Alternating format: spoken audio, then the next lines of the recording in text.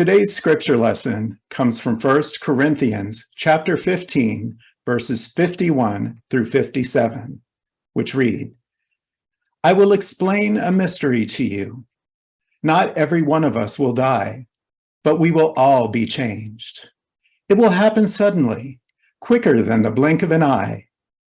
At the sound of the last trumpet, the dead will be raised. We will all be changed so that we will never die again. Our dead and decaying bodies will be changed into bodies that won't die or decay. The bodies we now have are weak and can die, but they will be changed into bodies that are eternal. Then the scriptures will come true. Death has lost the battle. Where is its victory? Where is its sting? Sin is what gives death its sting, and the law is the power behind sin. But thank God for giving us the victory." And so it reads. This time of year, we see a lot of focus on Halloween, but today we're going to focus on another part of this holiday that most people don't notice much anymore. This coming Thursday, November 2nd, is All Souls Day, a tradition that celebrates the memory of those who have passed on to spirit, those who have stepped out of their physical bodies and who continue their life on the other side of the veil. Some cultures call it the Day of the Dead, or by other names, and the customs may vary, but the sentiment is substantially the same. When we talk about the word death, what typically comes to mind is our perception of how our physical life ends, how our physical presence in the earth plane comes to an end. But the concept of death exists in other ways, both mentally and spiritually. Today, we will explore and honor all of these death experiences in our life.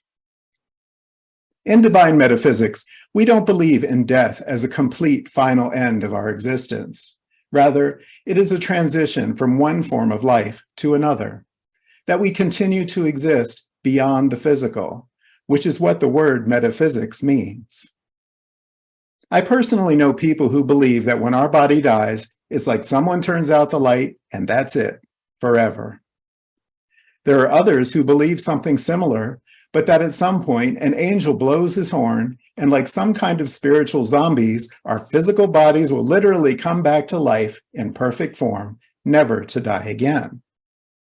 Many others believe that our souls will go somewhere specific when we die, based on how we live our lives, either into a place called heaven, where we will remain in the presence of a personified deity, or a place called hell, where we will be banished to an eternity of torture and misery. With divine metaphysics, it's a different story, and for me, an easier pill to swallow, so to speak. Ever since I was a young boy, I've believed that there's more to us than just our physical body. How could random molecules and cells put themselves together and become animated, much less experience powerful emotions like love, without some kind of divine force that makes it happen? We believe that this divine force is what we call God, but not as a personified being, but rather the life force and energy that pervades the universe and us, and the laws of nature that dictate how it all operates.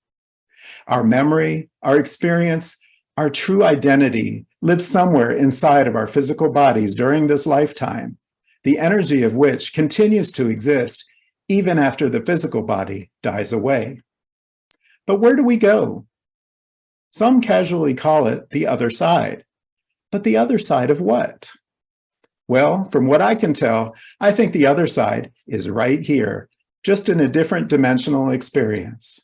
We continue to live right beside our fellow physical-bodied human brothers and sisters. But because we're not encumbered by a physical body or other physical obstructions, we're able to express and experience our existence through thought. We create our new home, our surroundings, our perceptions, our communication, and our mobility by thought. I believe that we repeat this experience on an ongoing basis, alternating between spiritual and physical existences over and over again throughout the millennia. That's what I believe. You have the freedom to research and discover your truth on your own. So we have our beliefs on how we die physically, but what about other kinds of death? It's said that much like I just described for our non-physical existence, we also create our reality based on our thoughts and perceptions of what we experience here in the physical. We experience patterns in our life, which we use as the basis for what we believe and what we expect going forward. We become comfortable with our surroundings and are therefore resistant to change that disrupts our comfort zone. We experience situations where we feel embarrassed or humiliated or otherwise humbled by the results of our own actions, which can make us self-conscious and hesitant to try something new. In his book, The Four Agreements, Don Miguel Ruiz describes this as a dream, which we create. We are taught and conditioned to accept that certain things in our life are facts, and based on these assumed facts, we live our life and make our choices. When we take a closer look to examine these facts, we sometimes discover that what we believed to be true wasn't true at all. This opens the door to creating a new and more rewarding dream. But sometimes we get so attached to our conditions that we refuse to release them. We find ourselves holding on to people and situations and places from our past because we're unwilling to let them go. We spend so much of our life facing backward, or at least carrying around elements of our past with us, that it encumbers us, slows us down, making it harder to find a true future. How often do you see someone whose loved one has died, and their grieving seems to last for years, sometimes the rest of their life? How often have you seen someone who's lost their job and is so depressed that they can't even think about finding other employment? How often have you seen people beaten down by their circumstances so much that they just give up, deciding that there's nothing that they can do, so they do nothing? It becomes a vicious cycle, and in a way, our human minds still find comfort in that familiarity, even when it keeps us from fully living our lives. This is what I refer to as spiritual death. If we have something in our life that consumes us so much that we can't fully function as human beings, we have died, not physically, but mentally and spiritually. Almost anyone you can find is carrying around some kind of attachments like this that they have trouble letting go of, whether it's a job they loved, or a loved one they missed, or a favorite memento that has been long lost. Let's look at a couple of examples. I used to work at a bank, and there was a woman there named Pat who had worked there for nearly 30 years. She loved her job. She was devoted to her work and to God, and she found reward in having done a good job to support the common good.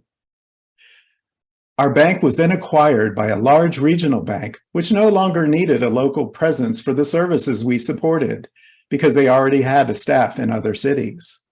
Almost everyone in our department was laid off. They gave us almost 6 months' notice, so we had plenty of time to find other jobs. And they also paid us a generous severance package to hold us over. Pat was heartbroken and took the news personally.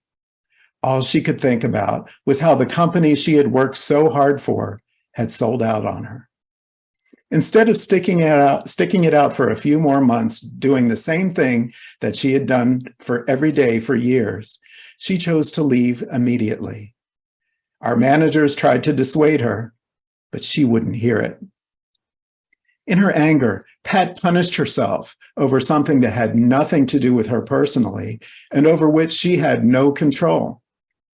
She was eligible not only for at least 6 months of severance pay, but also for retirement benefits. She left it all on the table. I never heard about Pat again, but I guess in a way, this was an emotional death for her. Her whole world was her job, and she saw some unidentifiable force taking it all away from her, and nothing else mattered. This is an extreme example, but most of us have had this kind of experience of resistance in our life at some level. For the record, I was in the same situation as Pat, but I looked at it differently. Sure, it wasn't easy starting over again, and I certainly didn't want the change because it was one of the best jobs I'd ever had. But we all had a choice to make. We could mourn the death of what no longer existed, or we could choose life and see it as an opportunity. I chose the latter, with trepidation, but also with excitement. The bank sponsored a private job fair for us, and I put out resumes. I was hired by another bank that ended up hiring quite a few of us for our expertise on the banking system that they had just started using. I was able to start my new job on the Monday after my old job ended. A few others followed in the coming weeks and months, and not only did we get our severance pay, we were getting even higher salaries at this other company.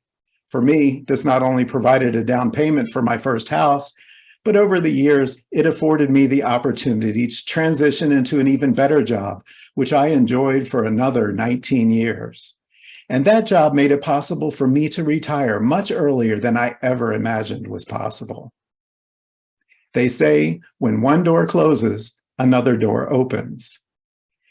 In her anger and fear, Pat decided to keep all of the doors closed, and instead chose to linger in the death of what she had loved. If I had chosen death like Pat did, who knows what my journey might have looked like all of these years. Here's another example that always inspires me. There was a woman I used to know named Ramona. She was a lovable, eccentric woman who wore a big black wig like Joanne Worley or Serena from Bewitched, and wildly colored maxi dresses that looked like she came right out of 1971, even though it was the 1990s, and she was now in her 70s. Her husband had taught music lessons, and she was a vocal coach, and together they ran a business out of their tiki lounge-themed rec room in their basement. Ramona was a fascinating woman, but she had trouble moving forward after her husband's death. She kept the house just like it was when they were together, and she kept the business alive with his name on it as long as she could. She spent a lot of her time recounting stories of her husband, almost as if he was still there. One weekend, I was attending a party where Ramona was also a guest. One of my best friends was there and met her for the first time. Afterwards, he came up to me and asked, "How long ago did her husband die?" I said, 15 or 20 years ago, why? He replied, "If I didn't know better, I would have thought he just died a couple of months ago." Yes, Ramona held her status as a grieving widow staunchly. Sometimes we would tease her about finding a boyfriend, and she'd get a look of horror in her face and say, "I don't think I will ever get married again." She was quite content carrying the torch for the happiness that she had had with her husband, then tried to find new happiness in her physical life. She had consciously created her future based on a past that no longer existed.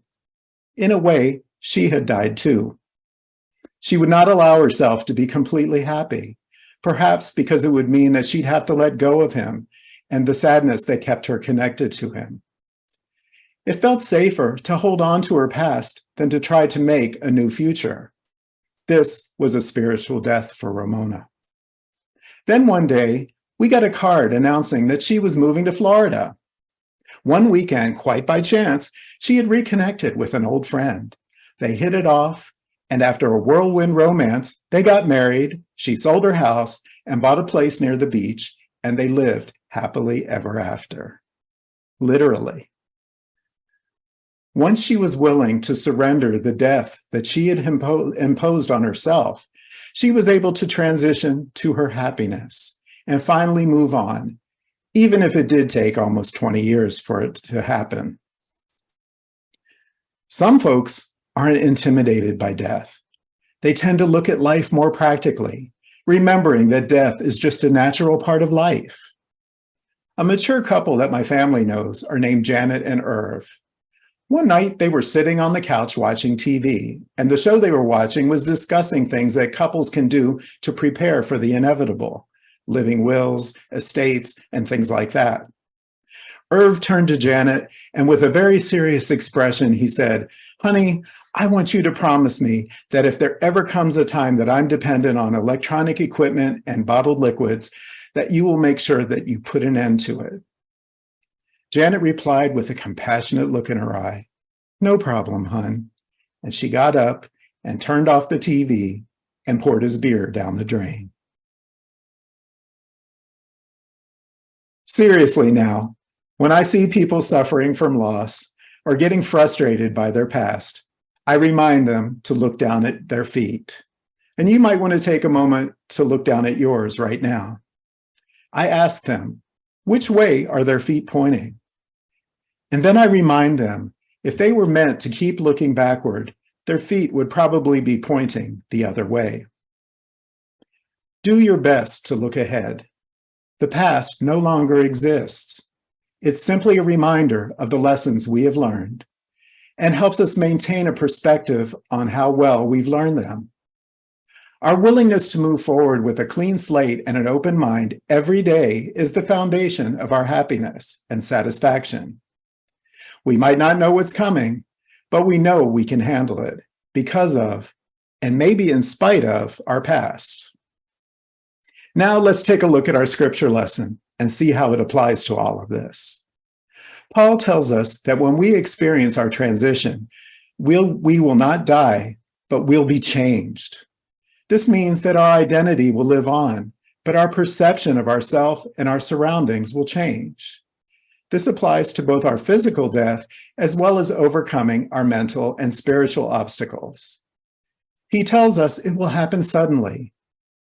It is said that our transition as we step out of our bodies is so seamless and natural that sometimes it takes a while before we even realize that it's happened, just that things seem somehow a little different. Paul then says that at the sound of the last trumpet, the dead will be raised and will be changed so that we'll never die again. Some folks interpret this literally, that someday an angel will blow his trumpet and the dead will literally come back to life with new and improved bodies. As this seems physically unlikely, let's take a look at it metaphysically. In the Bible, trumpets represent waves of harmonious energies which resonate with every part of our mind and being when we rejoice in spirit. Our heart is filled with gratitude, and we express ourselves in thanksgiving to the divine source. When our mindset is focused on goodness, we respond positively to uplifting energies and are lifted out of our despair. Heaven is not a place we go, but the state of consciousness when negative energies are discarded and kept at bay. Conversely, hell is our state of consciousness when we focus on negativity. We don't have to go through a physical death to experience heaven and hell. It can happen at any time, and it's up to us to create and follow the path to where we need to be. Paul says that our decaying bodies will be changed to bodies that are eternal. Again, this is not a literal change, but a change in our state of consciousness. We're no longer encumbered by our physical bodies, or in the case of other types of death, our circumstances or our decaying thoughts. And we can move on to a more perfect state of spiritual consciousness that cannot die. The scripture closes with one of my favorite sayings, "Death has lost the battle. Where is its victory? Where is its sting?" Quite literally, death cannot kill us because we will live on in some form forever, even after we leave our physical body behind. What we do with this gift of freedom and how we use it is up to us. Paul gives us an even deeper interpretation of this saying. He says that sin is that gives death its sting. Now keep in mind, we don't see sin as an unforgivable act. I don't believe there's anything that's truly unforgivable. Sin means error thinking or missing the mark, which we can learn to recognize and overcome by changing the way we think and the way we behave. That sting we feel isn't caused by the situation. It's a symptom of how we choose to respond to it. It's our sense of loss or regret or failure or self-consciousness that leads us to hold on to the things of our past, which continue to weigh heavy on us until we can learn to move forward, not leaving them behind, but carrying them in a safe, comfortable place in our heart where they will no longer be a burden to us. Paul also reminds us that the law is the power behind this error thinking. In our principles, we affirm that we create our own happiness or unhappiness as we live in harmony or discord with natural, physical, and spiritual laws that govern the universe, which Paul refers generically to as the law or the Lord. The universe works a certain way. If we spend all of our efforts fighting against the law, we become frustrated and unhappy. But if we learn to appreciate and understand these laws and work with them, we'll find satisfaction and a much less stressful path on our journey, even in times of challenge. When we learn to do this, we achieve the ultimate victory that transcends death, physically or spiritually. Once we understand that there is no true death, we can free ourselves from the past. When we let the light of our life burn off the mist that can cloud our vision, we can see that our future is an open road ready to be amazing. As we remember our loved ones in spirit today, let's see them achieving their victory and continuing well on their journey without trying to hold them back. Let us also honor our own experiences and give thanks for the wisdom that we've gained by learning from our own challenges. As another of our principles states, every soul has the opportunity to make amends for transgressions on the eternal path of unfoldment. Whether in body or in spirit, there is always an opportunity to rise above our challenges and find peace. As we see each of our loved ones on a beautiful path of growth and unfoldment, let us also see them walking with us on ours. And just as we visualized our loved ones celebrating their victory over the change called death, may we learn, grow, understand, and enjoy our own personal victory over the pitfalls that can so easily slow us down on our own journey. Many blessings. Namaste.